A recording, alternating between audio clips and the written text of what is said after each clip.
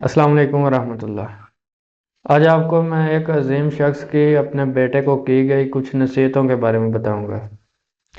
وہ عظیم شخص ہمارے نبی صلی اللہ علیہ وآلہ وسلم کے صحابی سعد بن ابی وقاص رضی اللہ تعالیٰ عنہ ہیں۔ سعد بن ابی وقاص رضی اللہ تعالیٰ عنہ اسلام کو قبول کرنے والے چند ابتدائی افراد میں سے ہیں۔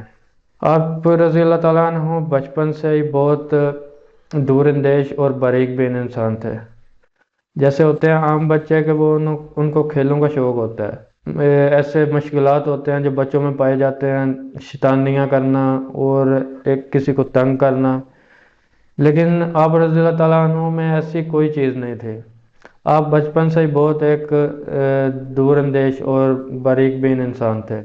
آپ رضی اللہ تعالیٰ عنہ اپنے بچپن میں ہی تیر بنانے ان کو سنبھالنے میں مصروف رہتے، اور جو ٹائم بچ جاتا اس میں تیر اندازی کی مشق کیا کرتے تھے، اور اس طرح مشق کیا کرتے تھے دیکھ کے ایسے لگتا تھا کہ جیسے کسی جنگ کے لیے تیاری ہو رہی ہے۔ یعنی کہ ایک بہت ہی سنجیدہ طبیعت کے مالک تھے بچپن سے ہی، اور عرب میں جیسے جہالت تھی، وہاں کی رسمیں تھیں، ان سے وہ بچپن سے بیزار تھے۔ اسی لیے جیسے ہی اسلام کا اعلان ہوا، ہمارے نبی صلی اللہ علیہ وسلم نے اپنی نبوت کا اعلان کیا، تو ابتدائی افراد میں انہوں نے اسلام قبول کیا۔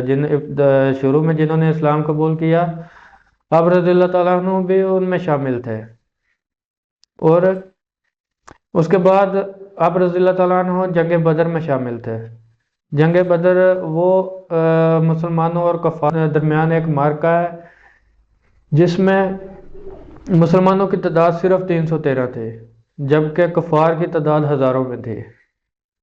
اس جنگ میں بھی سعد بن ابی وقاص رضی اللہ تعالیٰ عنہ شامل تھے۔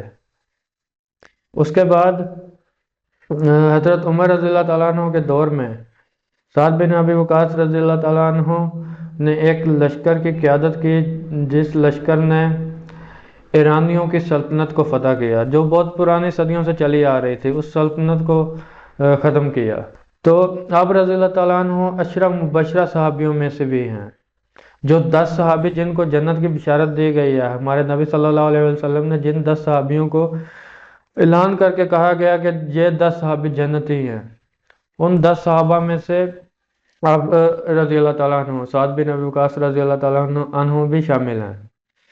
تو آج میں سعد بن ابی وقاص رضی اللہ تعالیٰ عنہ کی اپنے بیٹے کو کی گئی کچھ نصیحتوں کے بارے میں بات کروں گا۔ سعد بن ابی وقاص رضی اللہ تعالیٰ عنہ نے اپنے بیٹے کو مخاطب کر کے کہا، اے بیٹا، میرے بعد اس دنیا میں تجھے مجھ سے زیادہ خیر خواہ انسان نہیں ملے گا۔ تو کہا کہ اے بیٹا، میں تجھے کچھ نصیحتیں کرتا ہوں، ان پہ عمل کرنا۔ پہلی نصیحت یہ ہے کہ جب بھی نماز پڑھنے کا ارادہ کرو تو اچھی طرح سے وضو کر لیا کرو، یعنی کہ وضو اچھی طرح کر لیا کرو۔ دوسری نصیحت یہ کہ جب نماز پڑھو تو اس طرح پڑھو کہ جیسے تمہاری یہ آخری نماز ہو، اس کو اپنی آخری نماز سمجھ کے پڑھا کرو۔ اس کے بعد تیسری نصیحت کی کہ لالچ سے بچو، کیونکہ لالچ فقیری کا باعث بنتا ہے۔ چوتھے نمبر پہ آپ رضی اللہ تعالیٰ عنہ نے کہا کہ لوگوں سے بے نیاز ہو جاؤ، یہی حقیقی دولت ہے۔ پانچویں نمبر پہ آپ رضی اللہ تعالیٰ عنہ نے کہا ایسے قول و عمل سے بچو، ایسے بات اور ایسے کام سے بچو جو کرنے کے بعد پچھتانا پڑے، جس پہ صفائی دینی پڑے، یعنی شرمندہ ہونا پڑے۔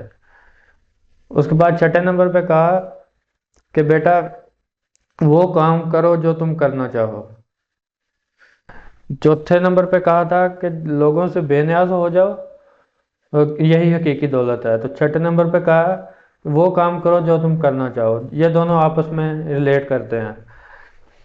تو پہلے نصیحت کی بات کی جائے، اچھی طرح وضو کر لیا کرو، یعنی کہ نماز کی اچھی طرح نیت کی جائے ذوق و شوق کے ساتھ۔ اس کے بعد دوسرے نمبر پہ جو چیز ہے کہ نماز کو اس طرح پڑھو کہ جیسے آخری نماز پڑھ رہے ہو، یعنی کہ اس کا مقصد یہ ہے کہ آپ کو محسوس ہو کہ آپ پتہ نہیں اس کے بعد آپ نے نماز پڑھنی ہے کہ نہیں پڑھنی، یہ آخری نماز اگر اب بندہ سمجھ رہا ہے کہ یہ میری آخری نماز ہے، اگر ہم بھی ان نصیحتوں سے سبق حاصل کریں تو یہ دیکھیں کہ اگر ہم سمجھتے ہیں کہ یہ ہماری آخری نماز ہے، جب بھی نماز پڑھیں، تو اس کا مطلب کیا ہوگا؟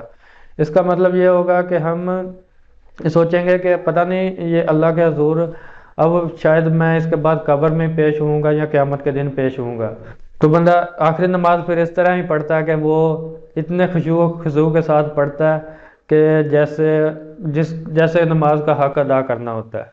اس کے بعد یہ نصیحت ہے کہ لالچ سے بچو، کیونکہ لالچ فقیری کا باعث ہے۔ تو لالچ کا ہمیں پتہ ہے کہ جب بھی ہم لالچ کرتے ہیں اکثر ہمیں نقصان ہوتا ہے، یا ہم دھوکہ کھا جاتے ہیں۔ جس چیز کا لالچ کرتے ہیں اس چیز کے لیے ہم اکثر کئی بار فری چیز کے لیے ہم لالچ کرتے ہیں۔ کوئی بندہ کہتا ہے کہ یہ چیز فری مل رہی ہے، وہ پھر اس کے لالچ میں ہم وہ چیز لیتے لیتے اپنا کئی طرح کا نقصان کر لیتے ہیں، پیسے کئی بار ضائع کر بیٹھتے ہیں۔ تو یہ چیز تیسرے نمبر پہ انہوں نے بتائی۔ چوتھے نمبر پہ جو چیز بتائی، لوگوں سے بے نیاز ہو جاؤ۔ لوگوں سے بے نیاز ہو جاؤ گے تو یہی حقیقی دولت ہے، یعنی کہ فکر ختم ہو جائے گی۔ جو کام کر رہا ہے بندہ اس میں لوگوں سے بے نیاز ہو کے بغیر ٹینشن کے اگر کوئی کام کرے گا تو اس کی فکر نہیں ہوگی، ذہنی سکون مل جائے گا۔ تو جو پانچویں نمبر پہ نصیحت، ایسی بات نہ کرو، ایسا کام نہ کرو جس کے بعد تمہیں صفائی دینی پڑے، یعنی کہ شرمندہ ہونا پڑے۔ تو یہ ایک ایسی نصیحت ہے کہ جو ہم اگر عمل کریں تو ہم ہمیشہ شرمندہ ہونے سے بچ سکتے ہیں، کہ پہلے ہی ہم دیکھ لیں گے یہ چیز ہم ایسی تو نہیں کر رہے کہ جس کے بعد ہمیں شرمندہ ہونا پڑے گا۔ اکثر ہم زندگی میں ایسی غلطیاں کر جاتے ہیں کہ جس کے بعد شرمندہ ہوتے ہیں۔ اگر یہ نصیحت پہ ہم نے عمل کیا ہو نا تو پھر ایسی غلطی نہیں ہوگی۔ ہمیں کوشش کرنی چاہیے کہ اس نصیحت پہ عمل کریں۔ یہ بہت ہی اہم نصیحت ہے جو پانچویں نمبر پہ ہے نا۔ تو اس کے بعد جو چھٹے نمبر پہ نصیحت ہے وہ چوتھے نمبر والی کے ساتھ ملتی ہے کہ جو کام کرنا چاہتے ہو وہ کرو، یعنی کہ لوگوں سے جو بے نیاز ہونے کا کہا گیا ہے یہ اس کے مطابق ہے کہ جو کام کرنا چاہتے ہو وہ کرو، اپنی مرضی کا کام جو ہمیں پتہ ہے کہ جو ہمارے لیے بہتر ہے۔ جو لوگ کہتے ہیں کہ یہ نہیں بہتر، ان کو نہیں پتہ، ہو سکتا ہے ان کو وہ اپنے لحاظ سے سوچ رہے ہوں، ان کو نئی آئیڈیا کہ اگر ہم کوئی سکل سیکھنے لگتے ہیں ہمیں پتہ ہوتا ہے کہ اس سکل کا ہمیں کیا فائدہ ہوگا، اس سکل کو ہم کس طرح استعمال کریں گے، لیکن لوگوں کو تو نہیں پتہ کہ اس سکل کا کیا فائدہ ہے، اس کو کیسے استعمال ہوتا ہے۔ یا ایسے سمجھ لیں کہ اگر ایک ان پڑھ بندہ ہے اس کو کہیں کہ ہم آن لائن ارننگ کر سکتے ہیں، فری لانسنگ کر سکتے ہیں، جو کہ میرا ایکسپیرینس ہے، میں نے جن لوگوں کو بتایا ہے جو مطلب فیلڈ سے ریلیٹڈ نہیں ہیں، جو کنیکٹڈ نہیں ہیں، وہ کہتے ہیں یار آن لائن ارننگ کیسے ہو جاتی ہے یار۔ میں کیونکہ آن لائن ارننگ کرتا ہوں، میرا موبائل ایپ ڈیولپمنٹ میں کرتا ہوں، تو وہ کہتے ہیں کہ آن لائن ارننگ کیسے ہو جاتی ہے۔ یہ ان کو کیونکہ وہ فیلڈ کے بندے نہیں ہیں، ان کو اس لیے اس کا نہیں پتہ۔ وہ ان کو تو یہی پتہ کہ ہم جو فزیکلی کام کر رہے ہیں اس سے ہمیں وہ مزدوری ملتی ہے یا دیہڑی ملتی ہے، یا کوئی فصل اگر اگاتے ہیں تو اس سے ہمیں وہ آمدن آتی ہے، یا کوئی کاروبار کرتے ہیں اس سے نفع ہوتا ہے، ان کو ان فزیکل چیزوں کا پتہ ہے۔ تو اب ان کو یہ چیز بتائیں گے انہیں نہیں پتہ چلنا۔ تو اس لیے جو چیز کا ہمیں پتہ ہے وہ چیز کرتے وقت لوگوں سے بے نیاز ہونا یہ حقیقی دولت ہے۔